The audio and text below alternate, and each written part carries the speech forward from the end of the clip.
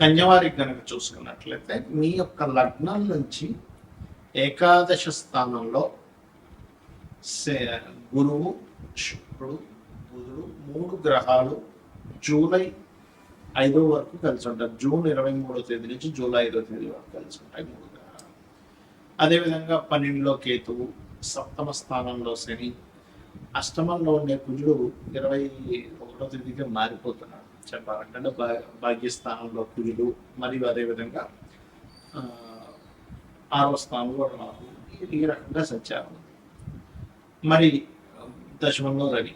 అయితే ఈ యొక్క గ్రహస్థితిని అనుసరించి మీకు ఎలాంటి ఫలితాలు జరగనున్నాయి 3 శుభగ్రహాల కలయిక మూలంగా అనేటువంటి అంశాలు చెప్తుంది అయినప్పటికీ చెప్పిస్తుంది సాక్షాత్ లలిత అమ్మవారిగా భావిస్తూ లలితాంబిక అమ్మవారి యొక్క అనుగ్రహం మీకు పరిపూర్ణంగా కలగాలని మనస్ఫూర్తిగా కోరుకుంటూ, ఇక్కడ ఎప్పుడైతే లాభంలో 3 గ్రహాలు ఉన్నాయో శుభగ్రహాలకి లాభస్థానం కూడా మంచిదే.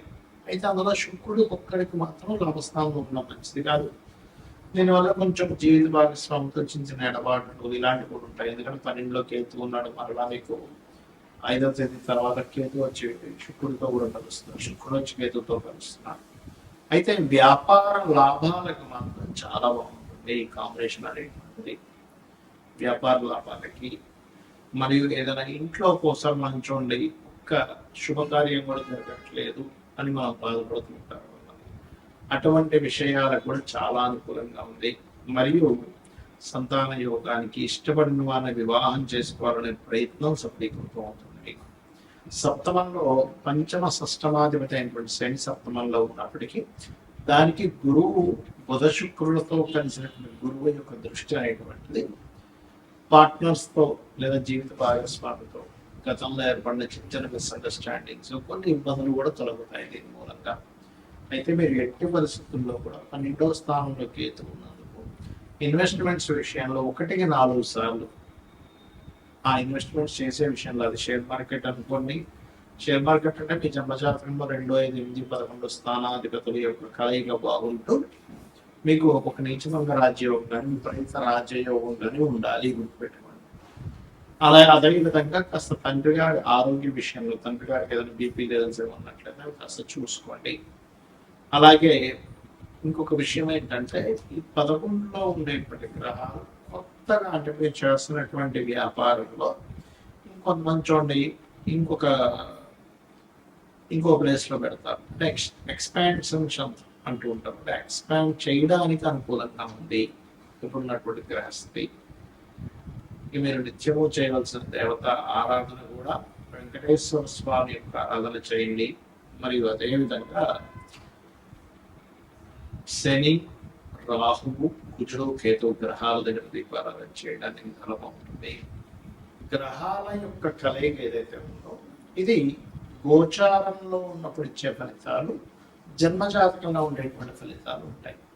మనకి లగ్నం నుంచి 12 భావాల్లో అంటే లగ్నము, ధనస్థానము, పరాక్రమ స్థానం అంటే సిబ్లింగ్ స్థానము, చతుర్థం అంటే గృహస్థానము, సంతాన స్థానము, రుణరోగ శత్రుస్థానము, వివాహము, జీవిత భాగస్వామి స్థానము, ఆకస్మిక సంఘటనలు, తండ్రి, ఉన్నత విద్యలు, అదేవిధంగా వృత్తి, వ్యాపారాలు, లాభాలు, ఇన్వెస్ట్మెంట్స్, ఈ స్థానాల్లో శుభగ్రహాలు కలిసి ఉన్నాయో పాపగ్రహాలు కలిసి ఉన్నాయో అనేటువంటి చూడాలి. ఎందుకంటే ఇప్పుడు మన గోచారంలోకి వచ్చినటువంటివి ఏంటంటే ఇది కాలంలో అనుకూలించడం వల్ల, అంటే గవర్నమెంట్ ఏదో ఒక స్కీమ్ పెట్టింది, లేకపోతే బట్టల షాప్ వాడు ఏదో స్కీమ్ పెట్టాడు, పర్మనెంట్గా 365 రోజులు స్కీమ్ పెట్టగా ఒక సీజన్ అంటాడు, ఈ మాసంలో ఈ ఆషాఢ మాసం సేల్ అంటాడు. అలాగా ఈ గోచారంలో ఉండే గ్రహాలు ఏంటంటే ఫలానా సమయంలో ఇప్పటి వరకు మనం చెప్పుకున్నాం గురువు, శుక్రుడు, బుధుడు కలిసి ఉన్నది మీ భావం నుంచి మీ లగ్నం నుంచి ఈ స్థానంలో ఉన్నాడు కాబట్టి ఈ ఫలితాలు మీకు అనుకూలిస్తాయి.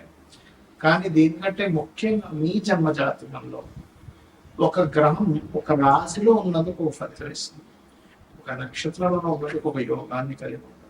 యోగము అంటే ఇంకో గ్రహంతో కలయిక, అది రాశితో కలయిక, నక్షత్రంతో కలిసిందా లేకపోతే ఇంకొక గ్రహంతో కలిసిందా అనేటువంటి చూడాలి. ఒక గ్రహంతో కలిసిందా, 2 గ్రహాలతో కలిసిన, 3తోన, కొంతమందికి 8 గ్రహాలు అష్టగ్రహ కూడంలో కూడా పుడతారు. అష్టగ్రహ కూడం ఈజ్ వెరీ రేరెస్ట్ థింగ్ అన్నమాట. సో అలాగా మీ జన్మజాతకంలో ముఖ్యంగా మీరు గమనించుకోవాల్సింది ఏంటంటే 2 గ్రహాలు అవి శుభగ్రహాలు పాపగ్రహాలు. ఈ శుభగ్రహాలు అంటే ఏమిటి? శుభ ఫలితాలు ఇచ్చే గ్రహాలు, పాప ఫలితాలు ఇచ్చే గ్రహాలు. క్రూర గ్రహాలు శుభగ్రహాలు. ఇవి అన్ని కూడా ఒక్కొక్క స్థానాల్లో ఒక్కొక్క ఫలితాలు ఇస్తాయి. ఎలాగా అంటే ఇప్పుడు శుభగ్రహాలు అంటే ఏమిటి? గురువు, శుక్రుడు, బుధుడు, పూర్ణచంద్రుడు. ఓకే, ఈ 4 కూడా చక్కటి శుభగ్రహాలు. మరి పాప ఫలితాలు ఇచ్చే గ్రహాలు ఏంటంటే ఇందులో వల్ల అర్ధపాపి ఉంటారు. ఎవరు? రవి అర్ధపాపి, పూర్ణపాపి కాదు. అదేవిధంగా క్షీణచంద్రుడు పాప అవుతాడు, పూర్ణచంద్రుడు శుభుడు అవుతాడు. అలాగే పాడైపోయినటువంటి గ్రహం ఏదైనా పాప అవుతుంది అంటే ఏంటి? నీచంలో ఉంది, పాపగ్రహాల మధ్య ఉంది, అది శుభగ్రహం కూడా పాప ఫలితాలు ఇస్తుంది. అయితే అందులో ప్రధానంగా మనం తీసుకోవాల్సింది రాహువు, కేతువు, శని, కుజ. ఈ 4 ప్రధానంగా పాపగ్రహాలు. రవి అర్ధపాపి అవుతుంటాడు. సిచ్యువేషన్స్ బట్టి గ్రహాలు మారిపోతుంది. అయితే ఇక్కడ మీరు అర్థం చేసుకోవాల్సింది శుభగ్రహాలు మీకు కంప్లీట్ గా మీ యొక్క లగ్నం నుంచి, లగ్నంలో కానీ, ధనస్థానం అంటే 2వ స్థానంలో కానీ, 4లో కానీ, 5లో కానీ, 7వ భావంలో కానీ, అదేవిధంగా మీకు లాభభావంలో కానీ శుభగ్రహాలు కలయిక మంచి ఫలితాలు ఇస్తుంది. దీంతో పాటు పోర్ట్ఫోలియో కూడా చూడాలి. మరి క్రూర గ్రహాలు ఏమిటంటే ఇవి కూడా మంచి ఫలితాలు ఇస్తాయి. ఎక్కడ ఇస్తాయి చెప్తాను. 3వ భావంలో అంటే పరాక్రమం. మీకు ధైర్యంగా ఒక పని చేయాలంటే క్రూర గ్రహాలు కలయిక అంటే ఏమిటేమిటి? రవి కుజులు కావచ్చు, శని కుజులు కావచ్చు, అదేవిధంగా మనకి కుజుడు రాహువు కావచ్చు, కుజుడు రవి కావచ్చు. ఇలా ఇప్పుడు నేను చెప్పినటువంటి గ్రహాలు ఏవైతే రాహువు, కేతువు, కుజుడు, రవి అండ్ పాప ఫలితం, పాప సంబంధం కలిగిన గ్రహం, ఇవి ఏం చేస్తాయంటే వెరీ క్లియర్గా ఇవి మీకు 3లో ఉన్న, 6వ భావంలో ఉన్న, 3లో ఉంటే పరాక్రమాన్ని ఇస్తుంది, ధైర్యంగా ఒక స్టెప్ తీసుకోవడానికి ఇస్తుంది. 6వ భావంలో ఉంటే శత్రువు నిలబడలేడు మీ ముందు, గుర్తుపెట్టుకోండి. 6లో కూర్చున్న జాతకుడు చూడండి, ఈ శత్రువు మీ ముందు నిలబడలేడు, శత్రువు నాశనము అంటుంది శాస్త్రం. అదేవిధంగా 6వ స్థానంలో అధిక గ్రహాలు ఇంకొక ఇబ్బంది కూడా ఉంది. ఏమిటది అంటే కొంచెం ఎక్కువ కర్మలు పెండింగ్ ఉన్నాయి, కొంచెం ఎక్కువ పోరాటం ఉంటుంది లైఫ్లో శుభగ్రహాలు, పాపగ్రహాలు. కాకపోతే పోరాడేటువంటి శక్తిని కూడా గ్రహాలు ఇస్తాయి, గుర్తుపెట్టుకోండి. అలాగే దశమంలో కూడా పాపగ్రహాలు మంచిది, ఎందుకంటే దశమం కూడా కార్యం చేయడానికి ఉండేటువంటి ఫలితాన్ని ఇచ్చేటువంటి స్థానం. సో ఎప్పుడైతే దశమ స్థానంలో పాపగ్రహాలు ఉన్నాయో, క్రూర గ్రహాలు ఉన్నాయో, అది ఇచ్చేటువంటి రిజల్ట్ ఏమిటి అని చెప్పి చూసుకున్నట్లయితే ఖచ్చితంగా అది కూడా మంచి ఫలితాలు ఇస్తుంది, ఇచ్చేటువంటి సందేహం లేదు.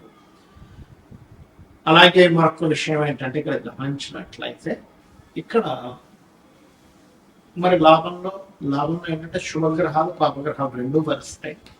మరి 12వ స్థానంలో ఉండేటువంటి గ్రహాలు ఒకవేళ శుభగ్రహాలు ఉంటే, పాపగ్రహాలు ఉంటాయి ఏంటంటే అది కంఫర్ట్, విదేశాలకు వెళ్ళేటువంటి విషయం, ఇన్వెస్ట్మెంట్ చేసేటువంటి విషయం.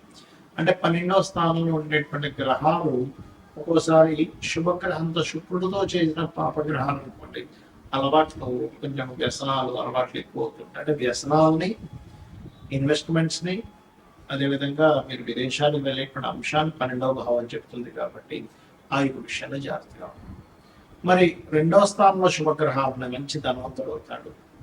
కలయిక ఎక్కువ గ్రహాలు, శుభగ్రహాలు పాపగ్రహాలు కలయిక ఉందనుకోండి, కుటుంబ సభ్యులతో ఎప్పుడూ ఏదో ఒక పేచి, కుటుంబ సభ్యులు ఇతనికి సపోర్ట్ చేయకపోవడం, లేకపోతే ఇతని కుటుంబ సభ్యులతో కలవలేకపోవడం అనేటువంటి జరుగుతుంది.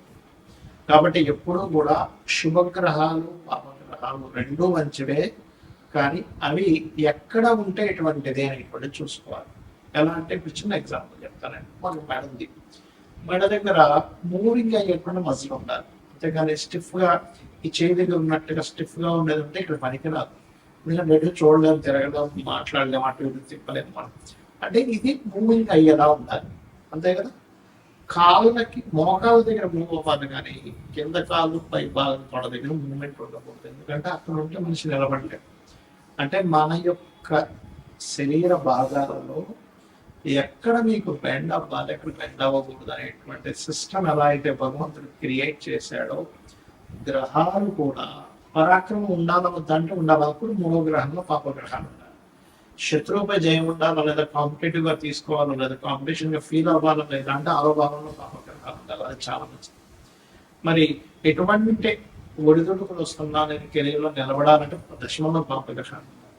అయితే సహజంగా ఈ పాపగ్రహాలు 3, 6, 12 దశమ స్థానాల్లో ఉంటే చాలా మంచిది, లాభస్థానంలో ఉంటే కూడా మంచిదే. కానీ శుభగ్రహాల ప్లేస్లో శుభుడు, పాపగ్రహాల ప్లేస్లో పాపలు ఉన్నప్పటికీ కూడా పోర్ట్ఫోలియోస్ అంటాయి. అంటే ఏంటి, ఆ పాపగ్రహాలు మీకు అక్కడ మంచిని ఇస్తుందా లేకపోతే ఇబ్బందిని ఇస్తుందా అంటే ఎలాగా. ఆరులో పాపగ్రహాలు ఉన్నాయండి కానీ అవి ఎప్పుడు ఏదో ఒక కోర్టు కేసుని గొడవలనే చూపిస్తుంది అనుకోండి, అది ఇంకా పెద్ద తలనొప్పి కదా. అందుకని మీరు ఏం చేయాలి, ఎక్కువగా మీకు గొడవలు అవుతున్నాయి, ఆరులో ఉండే పాపగ్రహాలకు సంబంధించిన దానం ఇవ్వండి. ఎందుకంటే పూర్వజన్మ కర్మస్థానాలకు ఆరో స్థానం, అంటే మీ డైలీ లైఫ్ ఎలా ఉంటుందని చెప్పేది ఆరో భావము. గొడవలు అవుతున్నాయి, అప్పులు అవుతున్నాయి, ఎప్పుడు ఏదో ఒక ఘర్షణ ఉంటుంది నా లైఫ్లో అన్నప్పుడు మీ లగ్నం నుంచి, అంటే మీరు మేషం నుంచి మీనం వరకు ఏ లగ్నమో తెలుసుకొని అక్కడ నుంచి ఆరో స్థానంలో ఉండే గ్రహాలకు దానం ఇవ్వండి. 5వ భావంలో ఉండే గ్రహానికి సంబంధించిన మంత్రం చేసుకోండి. అన్ని విధాలు మీకు బాగుంటుంది. శ్రీమాత్రయ్య.